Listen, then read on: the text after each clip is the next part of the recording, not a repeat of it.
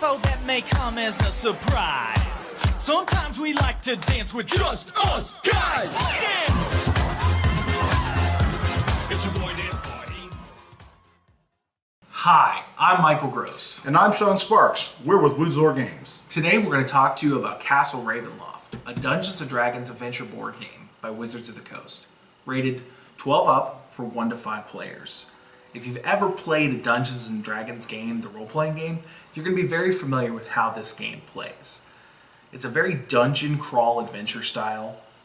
Before starting, you can pick from some of the standard RPG classes: cleric, rogue, fighter, each with their own powers and abilities.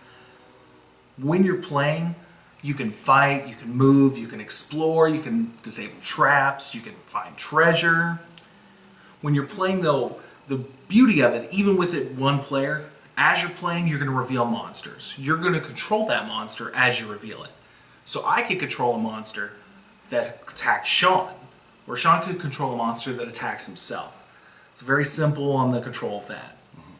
The game doesn't lend itself, though, to a slow or timid play, because if you're not exploring and finding new areas, you're getting what are called encounter cards. Encounter cards can be very detrimental to the party, almost always.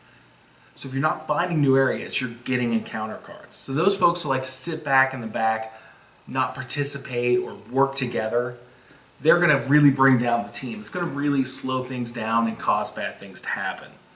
Working together is key. Picking a good party, choosing the right classes, making sure you guys are talking out your moves, talking about the best course of action. Perfectly fine, and it's encouraged, because otherwise you're not going to win the game. It's a very challenging game too, but it's not that frustrating, slam your hands on the table challenging. It's very, if we do this right, if these dice rolls go well, we win. If we don't win, it's not that bad. I mean, we're just going to play again. I've got a couple of cons though. These games are expensive. Average price I've seen them is $40, $50. I think I paid $55 for it on Amazon. And you don't really get a lot of dice. So if you're playing with 5 people, get your own dice. Bring more dice in. Yeah. Sean obviously will be able to tell you a couple of things about how the box dice did for him, but I'm going to leave that for him. My personal review, I'm giving this game an 8.5 out of 10. It's a very high rating. It's the B+, A- range. Would play it again, yeah. Now I'm going to let Sean talk to you for a few minutes. Okay, well, I'm going to move the box. I hope you like it. You can look at the box. I mean, classic. You got Strahd on the front. Anybody who's played D&D is going to know this character. Except me. Well, okay, except Mikey. But, most people know that he's the iconic character, of Ravenloft. Big vampire guy there. Really nice artwork. The entire game, for that fact, has, I think, outstanding artwork. The pieces are great. And you talked about the price of the game. But I think for what you get, it's worth that price. You get, a handful of miniatures, And if you got a chance, by the way, to watch our demo playtest of the game, hopefully the link will appear on here. Or if not, you can check out our Wootzor channel. Description. Right here somewhere. Ooh. Check it out. You can see how, quality pieces that this game offers.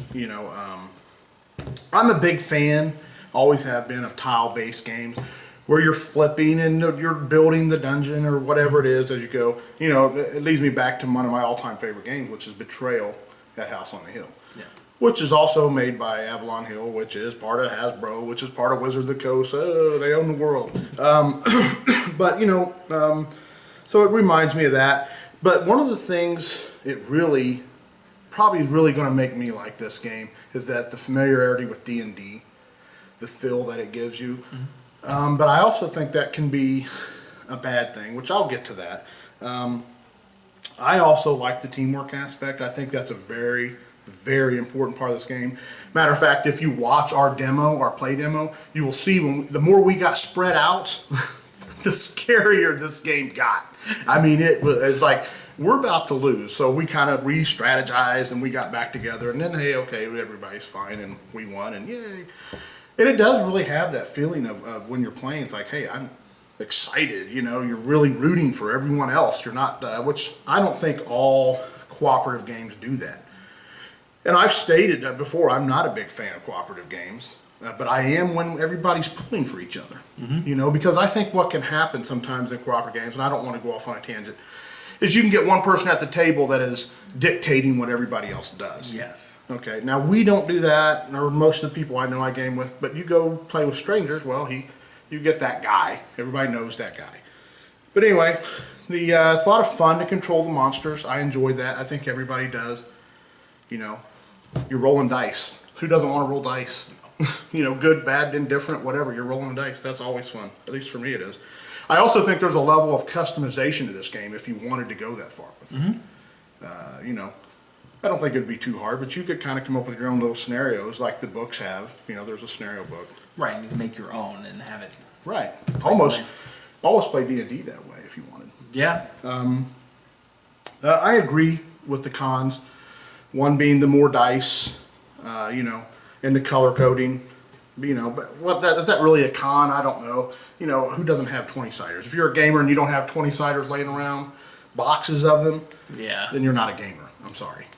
Okay, so I would recommend replacing the box dice very quickly. I mean, correct. What did that dice do to you? Yeah, let me bring that. The box dice was very bad.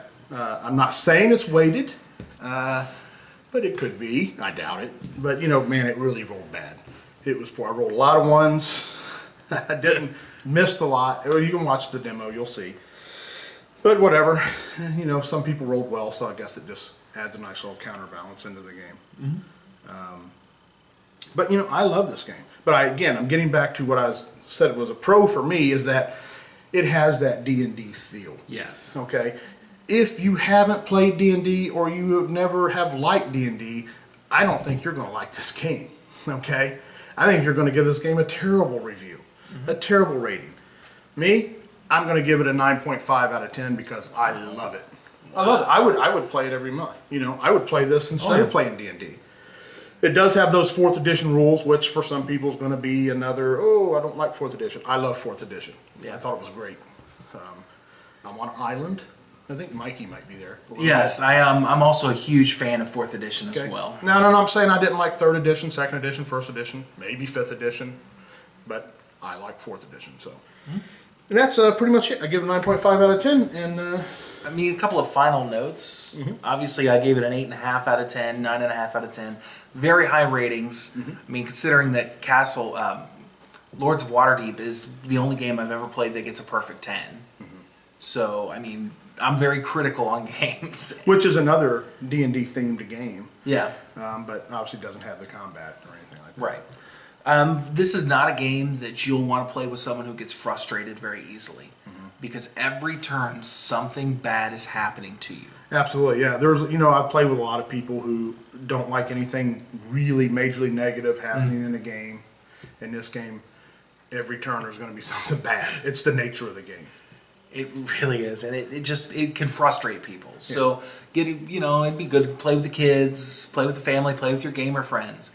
I mean, if you've never even played Dungeons and Dragons, I'd still give it a try. If you've played other role-playing games, I mean, I think this could help you out. You could play it for an hour or 2 hours and not have to play in a Dungeons and Dragons campaign and still get that Dungeons and Dragons feel. Right, and I think for those, one of the biggest complaints I always heard about 4th edition is that the players can dominate the game so much that it doesn't offer a lot of competition.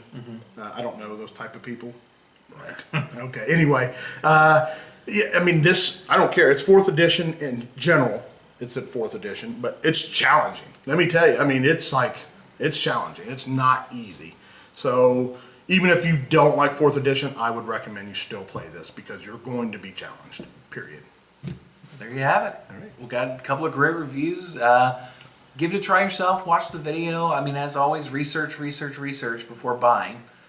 And have fun. Thanks, Happy gaming. Bye-bye. I threw it on the ground.